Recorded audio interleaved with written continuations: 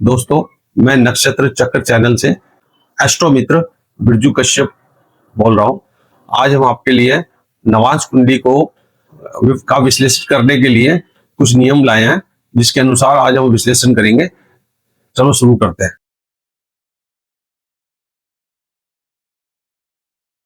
दोस्तों, ये D1 कुंडली है। D1 लगन कुंडली होती है और ये D9 कुंडली है। D9 कुंडली नवांश कुंडली को कहते हैं, नवांश कुंडली होती है। इसमें हमने राशि एक बना दी है, सब राशियां उसमें सब भावों में डाल दी हैं ताकि समझने में आसानी रहे। और ये नवांश कुंडली हमने ब्लैंक रखी है ताकि हमें जो समझाना है वो इसमें लिख सके। सबसे पहले लगन कुंडली यानी D1 में जो ग्रह उत्तम अवस्था में बैठे होते हैं, नवांश कुंडली में D9 यानी D9 में उनकी स्थिति अच्छी नहीं रहती तो उस ग्रह के फल में कमी आ जाती है। क्योंकि D1 कुंडली एक ढांचे की तरह होती है, वो एक स्ट्रक्चर है, और D9 उसका पूर्ण विवरण है। वह अंदर से कितना मजबूत है, कितना अच्छा है, कितना कमजोर है, ये सब D9 बताता है। D9 सिर्फ एक फोटो होती है और D9 उसका पूरा विवरण होता है, उसका पूर्ण फल बताता है।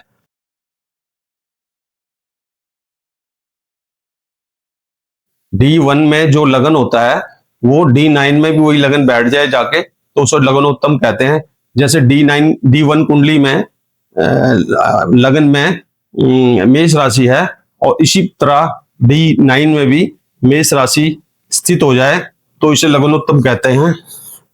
क्योंकि लगन व्यक्ति के शरीर होता है और D1 में लगनोत्तम होने पर उसका फल भी व्यक्ति के शरीर को प्राप्त होता है। शरीर मजबूत होता है, उसमें बीमारियों से लड़ने की क्षमता होती है, कम बीमार होता है, जीवन में धन संपत्ति मान सम्मान कमाता है, उसे भाग्य का पूरा साथ मिलता है। इसलिए लगनोत्तम होना व्यक्ति के लिए उत्तम होता है।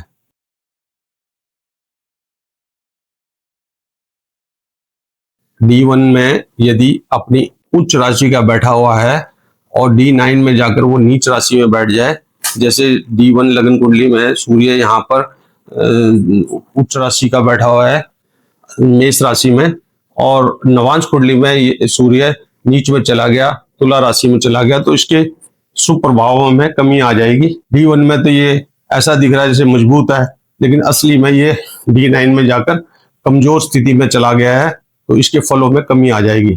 इसी तरह अगर D1 में कोई ग्रह अपनी नीच राशि में बैठा है और D9 में जाकर वह अपने उच्च राशि में चला जाता है तो उसके फलों में मजबूती आ जाएगी, उसके अंदर ताकत आ जाएगी और वह फल अपनी दशा अंतरदशा में अच्छे फल देने शुरू कर देगा।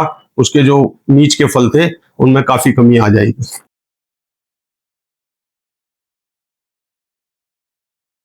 अब नवांश कुंडली में अगर ग्रह स्वयं राशि में चला जाता है तो उसका क्या फल होता है देखेंगे। लगन कुंडली में कोई ग्रह किसी भी राशि में बैठा हो, जैसे शनि लगन कुंडली में 6 नंबर की राशि बुध की राशि कन्या राशि में बैठा है, और D9 नवांश कुंडली में शनि 10वीं राशि मकर राशि में खुद की राशि स्वयं राशि में बैठ जाए तो ऐसी स्थिति में इसको स्वयं राशि कहते हैं। ऐसी स्थिति में जाकर ग्रह खुश हो जाता है, वह अपनी राशि में बैठ के खुश हो जाता है। उसकी दशा अंतरदशा में फल अपनी परिस्थिति और स्थिति के अनुसार अच्छा फल देने की कोशिश करता है।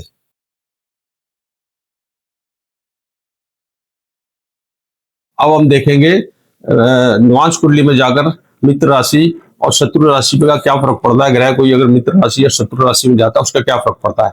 कोई ग्रह D1 कुंडली यानी लगन कुंडली में अपने मित्र की राशि में बैठा है, जैसे शनि अपने मित्र शुक्र की राशि में बैठा हुआ है और नवांश कुंडली में जाकर शनि मंगल की राशि में बैठ जाता है, मेष राशि में बैठ जाता है, तो उसका प्रभाव भी उसके फल पर पड़ता है। ग्रह अपने मित्र शत्रु की राशि में जाकर जैसे शुभ हो जाता है, जैसे कोई किसी शत्रु के घर में जाकर बैठता है तो उसको अच्छा नहीं लगता, अच्छा महसूस नहीं करता और वो खुशी नहीं रहता, तो इसी प्रकार ग्रह भी अपने शत्रु की राशि में जाकर खुशी महसूस नहीं करता और उसके फल पे उसका प्रभाव पड़ता है। लेकिन यही वही ग्रह D1 में यदि शत्रु की राशि में बैठा है और D9 में जाकर वो मित्र की राशि में बैठ जाए तो उसका प्रभाव अच्छा पड़ता है, उसके फल अच्छे हो जाते हैं, वो खुश हो जाता है और उसके फलों में उसका प्रभाव पड़ता है।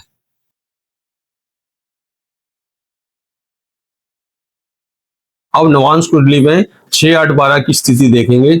लगन कुंडली का 6, 8, 12 का कोई ग्रह, जैसे 6 नंबर राशि का, 8 नंबर राशि, 12 नंबर राशि का कोई ग्रह, स्वामी ग्रह, जो कि लगन कुंडली का 6ठे 8वें भाव का स्वामी है, वो नवांश कुंडली के लगन में बैठ जाए जाके, इस राशि में बैठ जाए जाके, इस भाव में बैठ जाए जाके, ये लगन कुंडली का लगन भाव है।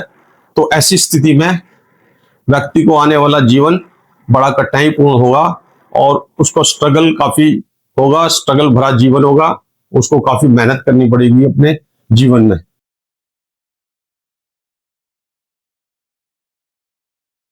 अब देखेंगे कि लगन कुंडली के 12वें भाव की राशि यदि नवांश कुंडली के लगन में जाकर स्थित हो जाए तो उसका जीवन पर क्या प्रभाव पड़ता है।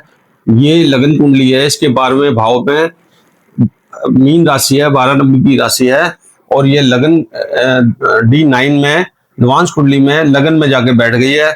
ऐसे आदमी का जीवन आगे और अस्थिर होगा, आगे चलकर उसका जीवन में बड़ी कठिनाई आएगी। वह विदेश में जाकर, अपने घर से दूर जाकर विदेश में भी सेटल हो सकता है, उसके वहां पर भी कुछ नहीं रह पाएगा और जिंदगी में ज्यादा उतार चढ़ाव आएंगे। ये बाकी सब ग्रह की स्थिति और सिचुएशन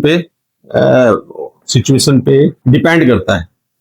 दोस्तों, आज हमने जो नवांश कुंडली का विश्लेषण किया है, अगर आपको अच्छा लगा हो, उसमें जानकारी प्राप्त हुई हो, तो आप इस वीडियो को शेयर कीजिए, लाइक कीजिए, और अगर आपको कुछ जानकारी चाहते हो इसमें तो वीडियो पर आके कमेंट्स कीजिए, मैं आपके कमेंट्स का जवाब जरूर दूंगा। और मेरे चैनल को प्लीज सब्सक्राइब कीजिए और इसको सपोर्ट कीजिए। Thank you.